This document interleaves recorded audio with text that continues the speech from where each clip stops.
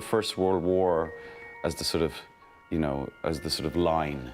And there was a Tommy before the First World War, and then that happened, and then there's a Tommy Shelby after the First World War, and he's the one that we meet at the beginning of Series 1.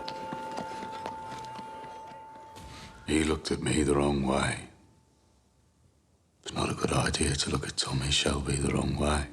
For Tommy, I think what it did was he lost all faith.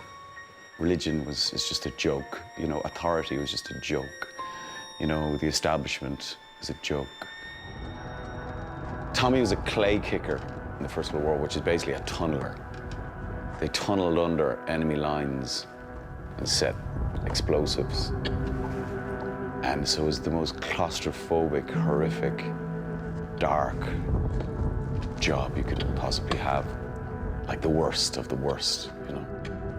And he seems to turn that trauma into this kind of relentless ambition, because he could have died at any point there. He's not afraid of death, so every day is just like for free, so why not? He's a fascinating character then, because he's relentless and fearless.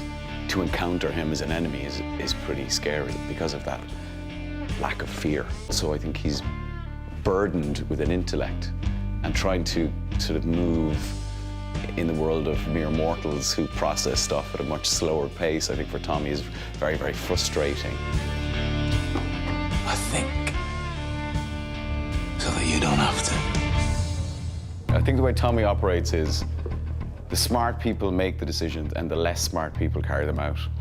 And that seems to him to be the logical way of things. I think the pre-war Tommy, he smiled a lot, he laughed a lot, he wanted to work with horses, he was very romantic.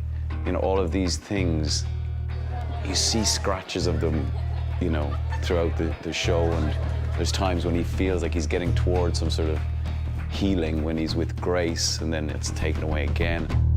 And then he retreats back into that kind of shell emotionally. And even though what he does in all of the series, a lot of the actions are obviously morally completely at odds with what any of us would agree with.